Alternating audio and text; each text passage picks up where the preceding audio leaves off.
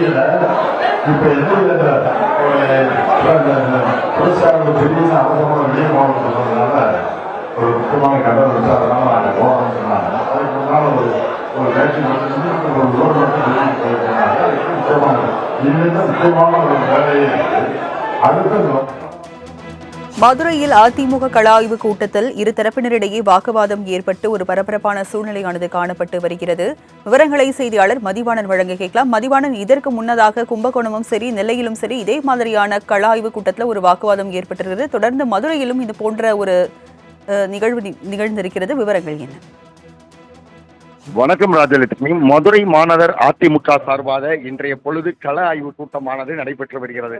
இந்த கள ஆய்வு கூட்டத்தினுடைய நோக்கம் என்னவென்று சொன்னால், தற்சமயம் பொதுச் செயலாளராக இருக்கக்கூடிய எடப்பாடி பழனிசாமியில் கட்சியினுடைய நிர்வாகிகளுக்குள் என்ன விதமான மனநிலை இருக்கிறது, அவர்களுடைய ஓட்டம் என்ன, அதே போல மக்களுக்கு நாம் எதிர்கட்சி தலைவராக இருக்கிற பட்சத்தில் ஆற்ற வேண்டிய பணிகள் என்ன போன்ற பல்வேறு விவாதங்கள் தொடர்ந்து நடைபெற்று வருகிறது. அதனுடைய அடிப்படையில் தான் திருநெல்வேலி, கோயம்புத்தூரில் நடைபெற்றுக் கொண்டிருந்த பொழுது சிறிய சலசலப்புகள் ஏற்பட்டு கைகலப்பு நிறைவு பெற்ற காட்சிகள் மறைஞ்சேறியது.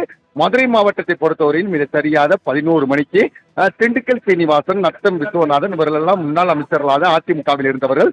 இவர்களுடைய தலைமையில் தற்சமயம் மதுரையினுடைய முன்னாள் அமைச்சராக இருந்த செல்லூர் ராஜு உட்பட அனைவரும் இந்த நிகழ்ச்சியில் கலந்து கொண்டு தங்களது உரையாடல்களை முதலில் தொடங்கியிருந்த அந்த சூழ்நிலையில் அதிமுக தொண்டர்களுக்கு உற்சாகம் ஏற்படுத்தும் வண்ணமாக வரக்கூடிய தேர்தலில் என்ன விதமான களப்பணிகளை ஆற்ற வேண்டும், மக்களுக்கு முன்னால் என்ன விதமான கோரிக்கையை நாம் முன்வைக்க வேண்டும் போன்ற பல்வேறு விவாதங்கள் தொடர்ந்து நடைபெற்று வந்தது.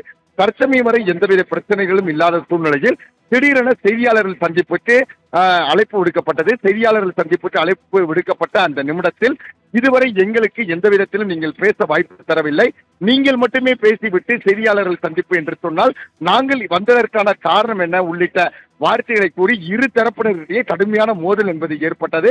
உடனடியாக அங்கே இருந்த நத்தம் விஸ்வநாதன் மற்றும் முன்னாள் அமைச்சர்களான செல்லூர் ராஜு, திண்டுக்கல் சீனிவாசன் உள்ளிட்டோர் தற்சமயம் செம்மலையை பொறுத்தவரையில் வெளியே செல்லவிருக்கிற காரணத்தினால்தான் செய்தியாளர்கள் சந்திப்புக்கான ஏற்பாடுகள் செய்யப்பட்டிருக்கிறது.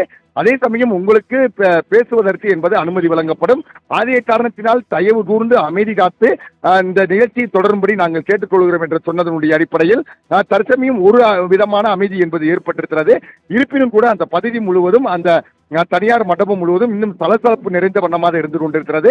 ஒளிபெருக்கின் மூலமாக முன்னாள் அமைச்சர்களாக இருந்து கொண்டிருக்கிற செல்லூர் ராஜு உள்ளிட்டோர் தயவு கூர்ந்து தொண்டர்கள் அமைதி காக்க வேண்டும், இந்த கள ஆய்வு கூட்டம் என்பது நிறைவு பெறவில்லை, தவறாக புரிந்து கொண்டீர்கள், செய்தியாளர்கள் சந்திப்புக்கு பிறகு மீண்டும் கள ஆய்வு கூட்டம் என்பது தொடரும் என்ற வார்த்தையை ஏற்றுக்கொண்ட அந்த தொண்டர்கள் அனைவரும் தற்சமயம் அந்த அமைதியான சூழ்நிலையில் இருந்து கொண்டிருக்கின்றனர்.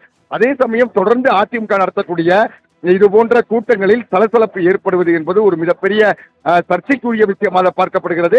முன்னாள் முதலமைச்சர் ஜெயலலிதா உள்ளிட்டவர்கள் இருக்கிற காலகட்டங்களில் இது போன்ற ஏராளமான கள ஆய்வு கூட்டம் என்பது நடைபெற்றது. ஆனால் எந்தவித சலசலப்பும் இன்றி தலைமைக்கு கட்டுப்பட்டு செல்லக்கூடிய நாட்கள் என்பது இருந்தது. ஆனால் தற்சமயம் இந்த சலசலப்புகளை எதிர்கட்சிகளை பொறுத்தவரையில் தங்களுக்கு சாதகமாக பயன்படுத்திக் கொள்வதற்கான வாய்ப்பு இருக்கிறது என்பதில் எந்தவித மாற்றமும் இல்லை. ராஜலட்சுமி,